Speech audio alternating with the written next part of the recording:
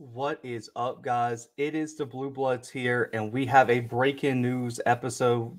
On this Sunday night, LSU has officially announced that them and Coach O have agreed to part ways after the 2021 season. It comes way of a separation agreement where Coach O will most likely stay the coach of the Tigers till the end of the season, and then LSU will officially move on and find their next head coach. This was first reported by Ross Dellinger of Sports Illustrated, so shout out to him. And according to all reports, Coach O will receive his $17 million buyout after this season. And this comes on the heels of, it's really a weird time to announce it, but apparently, according to all reports, this has been in works for over a week now. But many experts and fans and media expected LSU to make a move after their loss to Kentucky last weekend in Lexington. But the Tigers bounced back in a huge way with an impressive win over Florida in Death Valley this past Saturday. But according to all these reports, this agreement has been in place. They announced it this weekend, and now LSU moves on to really find out who's going to lead this program into next season and the future. Now, Scott Woodward is the AD, and according to Go 247 Sports, he's looking for a candidate with significant collegiate level experience. That's due to all the recruiting that LSU is going to have to do to keep up in the SEC.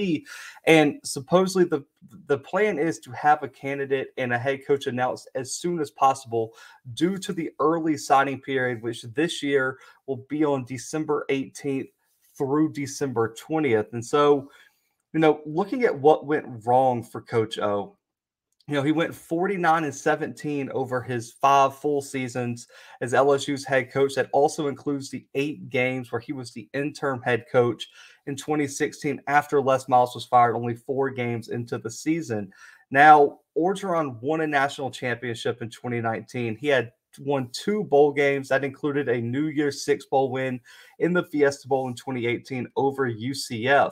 But since then, the Tigers have been inconsistent on the field, and that included having arguably one of the worst Tiger defenses that LSU football has seen. I believe it was statistically the worst LSU defense in the history of the program.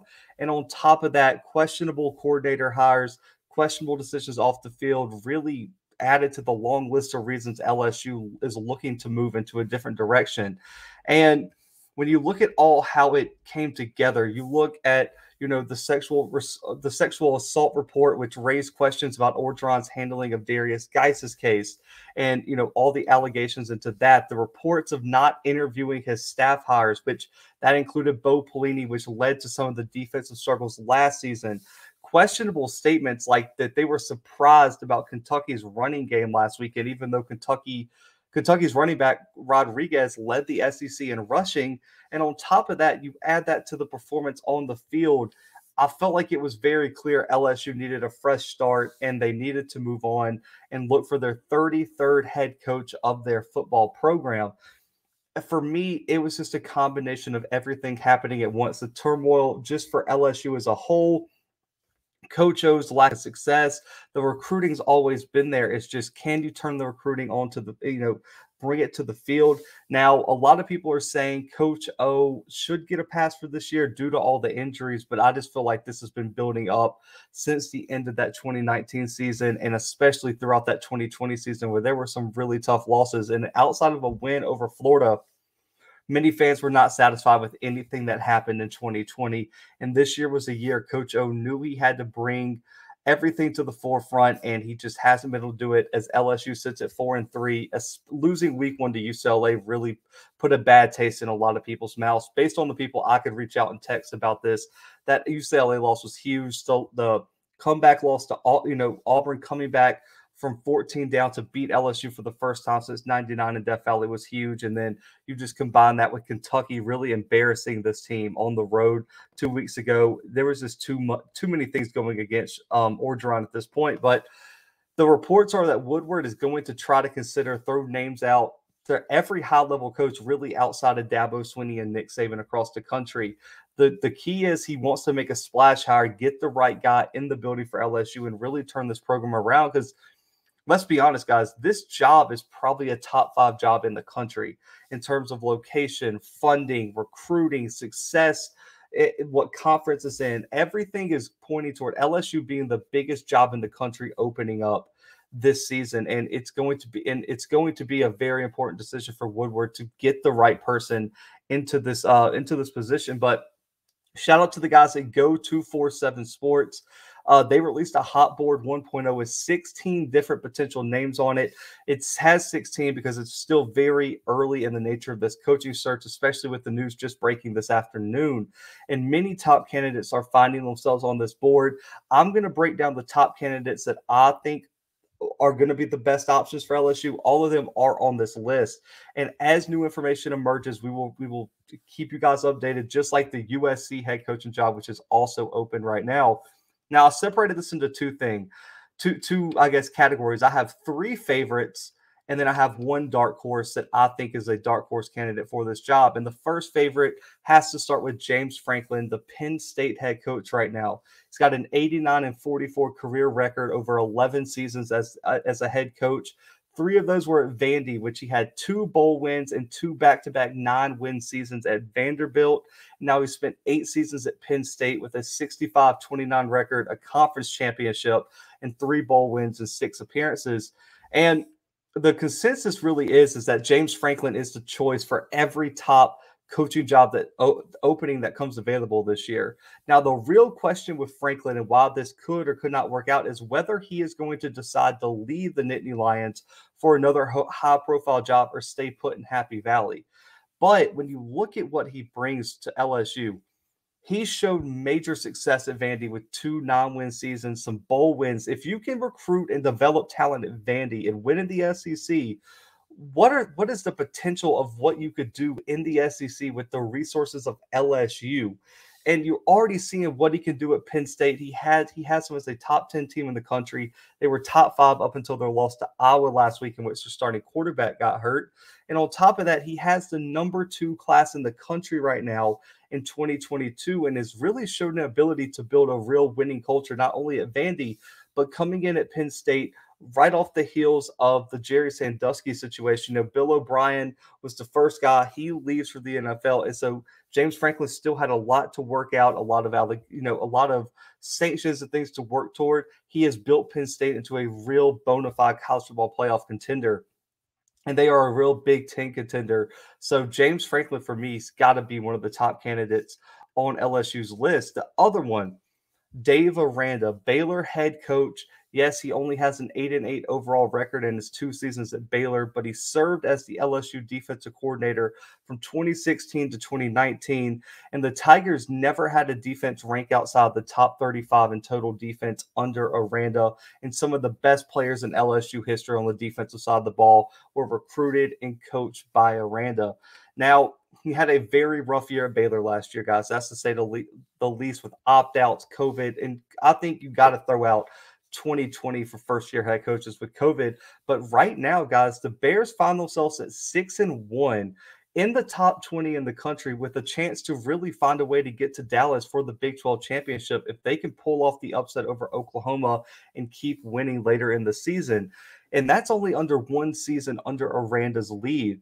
Now, what makes him so perfect for this LSU job is he has extremely strong ties with not only the university, but extremely strong recruiting ties to LSU, the area they recruit, and some of the players that are probably even committed to this class right now, which LSU would like to keep because it's a top 10 class in the country.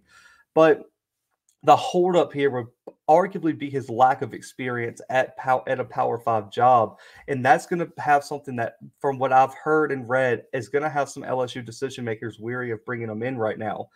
But that connection to 2019 is there. That connection to a lot of successful LSU teams is there. And they know Aranda can come in and recruit. It's just going to come down to, can he get someone to run his offense? And he's doing a great job of it right now at Baylor, as Baylor has one of the most explosive offenses, EPAs in the country for the offensive side of the ball, with Jerry Bohannon and that rushing game that their leading rushers averaging like 8.5 yards per carry. Baylor's legit this year. And so Dave Aranda is absolutely going to probably get an interview or at least be reached out to about this job. And I cannot see him, staying at Baylor over coming to LSU and having a shot at this job.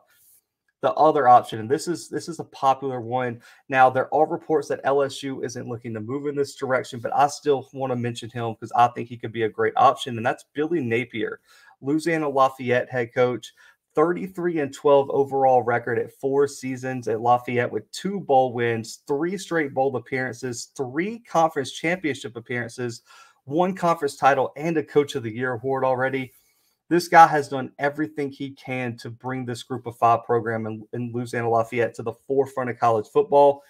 He's arguably the top Group of 5 coach on this list, and it's due to his impressive ability to not only recruit, but develop players at ULL while competing at a high level within a competitive Sun Belt conference. Say what you want, the Sun Belt's no joke with Appalachian State, Coastal Carolina, and they also they've done really well against their Power 5 competition. They play Texas well. They beat a top 25 team in Iowa State to kick off last season. And he also has ties to the SEC, being the wide receiving coach for Alabama from 2013 to 2016 and being a top analyst on that coaching staff in 2011 for Alabama. And so he has those SEC ties. Nick Saban has spoke extremely highly of Napier, and he is going to be a guy who's going to get a head coaching job very soon. It's just, is LSU going to be that school to give him the chance? He's one of the best young offensive minds in college football, and that's something LSU, I think, is really going to value. And he's familiar with the recruiting landscape around Louisiana, which is so important for LSU, which is to keep Louisiana kids at home at LSU. And he's already deemed as one of the best talent developers in the country. The question is going to be, does LSU think that is going to satisfy the fan base, the boosters, and all the important people making this decision? Is it going to be a big enough splash hire to say, we're going to take a chance on Billy Napier, bring him in from Louisiana Lafayette, and give him the keys to one of the top 5 programs in the country, arguably? So that's going to be the question mark surrounding there. So those are out of the list of candidates that all LSU insiders who do their great work over at Go247. Those are the 3 guys from the list that I think are most likely to be the top guys for this LSU job. Now, a dark horse candidate that was also mentioned on the list as an honorable mention, but I think could be an interesting hire, is Jamie Chadwell, Coastal Carolina head coach, 85-52 overall record, over 12 seasons of coaching experience, had 3 seasons at the D2 level at North Greenville, 1 season at Delta State, 4 seasons at Charleston Southern, 35-14 there with 2 FCS playoff appearances and 2 conference championships. And now going into his 4th season at Coastal, 25-17 record, 1 conference championship, 1 bowl appearance, and they're currently a top 15 team in the country as they're undefeated. I think this would be such an underrated move here for LSU because what he's built at Coastal Carolina is so impressive, and that team is littered with real NFL draft pick talent. They're a top 15 team, and they've been that for the better of 2 straight seasons now.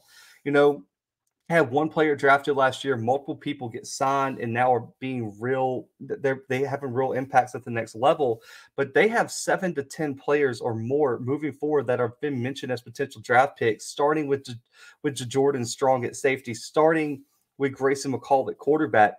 This team has real talent, and he's shown that he can build a real culture. He's developing outstanding talent over there at Coastal Carolina. It's just going to be up to LSU, similar to Billy Napier, whether they think these 2 Group of 5 guys can handle the pressure of the SEC, handle the SEC recruiting. And the reason I moved Chadwell down to honorable mention and or dark horse candidate is because he does not have any SEC ties. That's the biggest thing, and I don't know if LSU is going to take that shot. That's why he's a dark horse. I honestly think all 3 guys I mentioned earlier would be hired before Chadwell, but don't sleep on Chadwell right now at all. Now, wrapping up the show, man, what are the expectations for LSU for the rest of the season? They're at 4-3 right now, 2-2 in the SEC with wins over Mississippi State and Florida, with losses coming at the hands of Auburn and Kentucky. LSU has 4 games on its schedule against teams that at one point of the season were ranked top 15 in the country, and 2 tough road matchups in the next 3 weeks, which include a bye week as the Tigers really need to get healthy. But the schedule goes as follows, guys. At number 13, Ole Miss, bye week at number 4, Alabama, Arkansas, Louisiana Monroe, and then number 17, Texas A&M. as I'm looking at the schedule, I mean, really and truly, I think if they can beat Arkansas and Louisiana Monroe, get to 6-6, that would be huge for LSU, is just to get to a bowl game. But the thing with Coach O and the staff is like you have nothing to lose at this point. Pull out the stops and get an upset. Imagine this fan base if they can get an upset next week at Oxford, get an upset against Texas A&M at the end of the season. Beat maybe even. I mean, I don't think they're going to upset Alabama, but what if they upset Alabama? I mean, that's the type of thing that really could put a wrench into this thing, because then what's the narrative around is you've reached the separation agreement and he just goes on a crazy run. But for me, 6-6, 7-5 would be the ideal record. I think that's reasonable expectations, in my opinion, for a team with so many injuries, with head coaching changes, everything like that. So I think 7-5 is the 7-5. 8-4 is best case. 7-5 is probably what's going to happen. 6-6 would be, in my opinion, right there as well. 5-7 would be worst case scenario, in my opinion. If they went 5-7, you got to make a bowl game at LSU. And so I think that's where we are with expectations. But y'all let me know in the comments, if you're an LSU fan, what are you expecting? And then finally, as at the last topic here, does this impact LSU's 2022 recruiting class moving forward? It may be too early to assess the complete impact of this decision right now, but shout out to the guys at Go 247. They got some quotes from some of the commits in the class that ranks number 9 in the country right now. That includes 5-star Walker Howard. His dad said that he is committed to LSU. That's not changed, that they want to let the process play out and see who the new coaches are and then take everything from there. 4-star Trevante Citizen. He said he's still with LSU for now. He's just trusting what they do as far as hiring a head coach. Now, 4-star Latarius Welch. As an Auburn guy, I've heard reports that Auburn has already reached out to try to flip him. But according to Welch, he said, quote, "We're real close," talking about Coach Corey Raymond. He said, him and Raymond are very close. If he stays, he's staying. That's his guy. Coach O wasn't going to coach him. But if Corey Raymond is not in this next staff, guys, Latarius Welch said he was decommitting. So that's one recruit that said if his position coach isn't staying, he's on the way out the door. Dakotas Crawford, 3-star. He said his thoughts were not in the right state of mind at the moment. He said his commitment stays, and that if Coach Joseph stays, he will stay because of his great relationship with Coach Joseph. Mason Taylor said it's not a great thing, but we'll see what plays out. And 3-star Tyge Hill said, right now I'm reevaluating everything and just taking everything in, and left no more comments on the situation at hand. So it sounds like LSU could possibly lose 1 or 2 recruits, but most of them right now are just kind of waiting it out, seeing who comes in for the job and who LSU trusts to be the next head coach of this program. But guys, appreciate y'all tuning in on the special episode. If you're new, hit the subscribe button, comment below your thoughts on 1, Coach O and LSU parting ways, and 2, who do you want to see take this LSU head coaching job, and what are you guys hearing from anyone that connected to the LSU program? I'd love to hear it in the comments. But guys, y'all have a great Sunday night, and I will see y'all tomorrow with some more college football content right here on the Blue Bloods. But for right now, we are out.